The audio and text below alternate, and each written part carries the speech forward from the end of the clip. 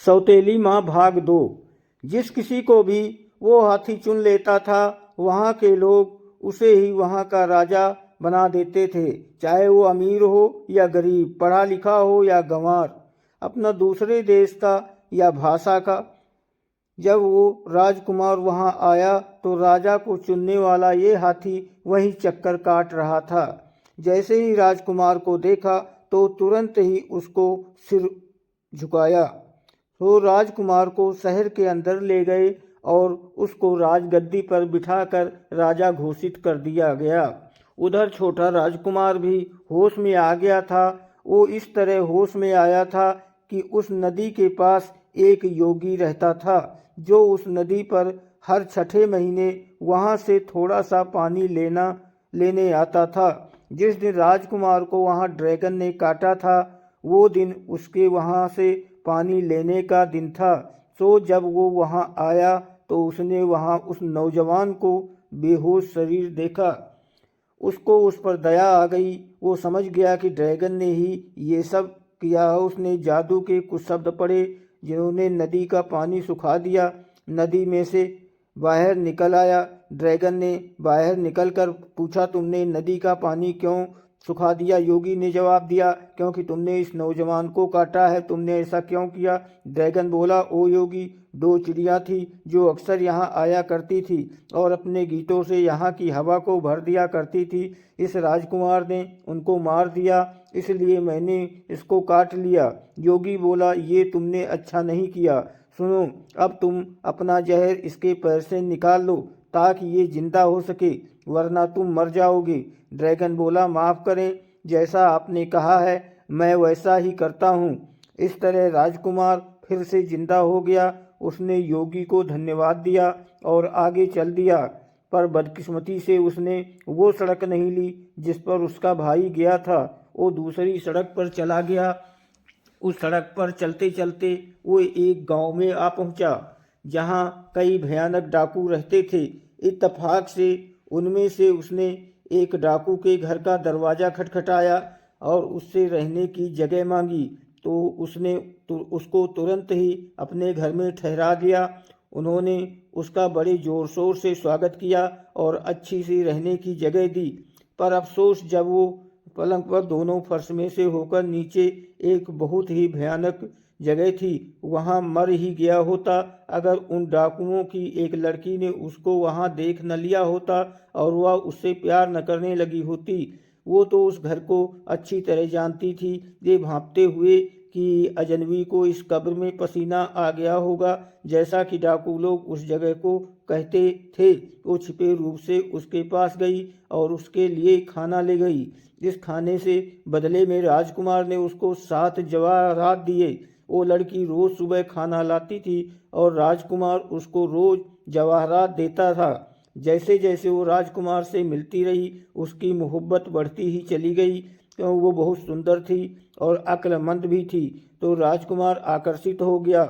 उसने उससे जल्दी ही शादी करने का वायदा किया। आखिर वे वहाँ से आज़ाद हो गए और वहाँ से जल्दी एक तेज घोड़े पर सवार होकर समुद्र की तरफ भाग गए, जहाँ वे एक जहाज़ पकड़कर वहाँ से निकल लिए, जो तभी किनारा छोड़ने वाला था। दूसरी सवारियों के साथ उस जहाज़ पर एक सौदागर भी था। उसने अच्छी लगी। वो राजकुमार को मारकर उससे हथियार लेना चाहता था। इस प्लान के अनुसार एक दिन जब वो और राजकुमार नाई खेल रहे थे, सौदागर ने राजकुमार को समुद्र में धक्का दे दिया। खुशकिस्मती से उसकी पत्नी वहीं जहाज के एक हिस्से में खड़ी हुई थी। उसने देखा कि उसके पति का शरीर ऊपर से नीचे आ रहा है, तो उसने तुरंत ही अपने हाथ बढ़ा दिए और उसको बचा लिया। जब ये बात जहाज से गिर गया था, सारे हाथ जहाज में फैल गई और जहाज काम करने वाले और उसमें यात्रा करने वाले दोनों ही बहुत दुखी हुए। राजकुमार ने अपनी पत्नी को मना कर दिया था कि जब तक वे अपनी जगह पर नहीं पहुंच जाते, इस मामले की खोज नहीं करनी है। इस तरह वो वहां छिपे छिपे रहता रहा। सौदागर इस मामले में राजकुमार की अपनी पत्नी के बाद अपने आप को सबसे ज़्यादा दुखी दिखा रहा था। खैर, फिर वो सौदागर जल्दी ही ठीक हो गया।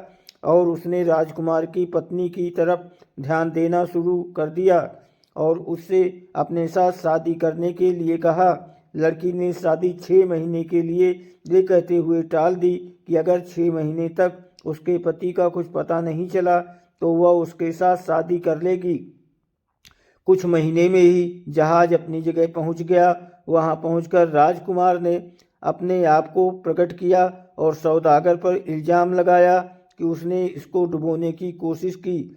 इस बीच सौदागर को जेल में डाल दिया गया जब तक उसे मुकदमे की सुनवाई होती है। इत्तेफाक से वे एक बहुत बड़े शहर के बराबर की जगह पर ही उतरे थे जहां वो बड़ा राजकुमार राज कर रहा था। बड़ा राजकुमार उस समय अपने छोटे भाई के बारे में बहुत दुखी था कि उसका भाई इस समय कहाँ होगा। सो उसने अपने आप को थोड़ी सी तसल्ली देने के लिए उसने अपने वजीर को कह रखा था कि वो रोज़ शाम को उसको कहानी सुनाया करे, क्योंकि उसका वजीर उसको दिन में जो कुछ सुनता था उसी पर उसको अपनी एक कहानी सुनाता था। इसलिए इस तरह से उसको ये आशा हो गई शायद उसको किसी तरह से अपने भाई की खबर मिल जाए। जिस दिन जहाज किनारे पर लगा था इस वजीर की बेटी समुद्र के किनारे गई थी जहां उसको राजकुमार और उसकी पत्नी और नीचे सौदागर की अजीब कहानी सुनने को मिली थी। वो कहानी उसने आकर अपने पिता को सुना दी। अगली शाम को वजीर ने वो कहानी राजा को सुना दी। राजा को ये कहानी सुनकर बहुत उत्सुकता हो गई तो उसने अपने वजीर से कहा, राजकुमार और उसकी पत्नी कहाँ है? उनको तुरंत ही हमारे सामने पेश किया जाए। मुझे लगता है कि मुझे अपना इतने दिनों का खोया हुआ भाई मिल गया है। राजकुमार और उसकी पत्नी को तुरंत बुलवाया गया। तुम लोग सोच सकते हो कि दोनों भाई इतने दिनों के बाद मिलकर कितने खुश हुए होंगे। वे दोनों मिलकर बहुत रोए। छोटे राजकुमार को उपदेश दिया गया और सौदागर को फांसी लगा दी गई।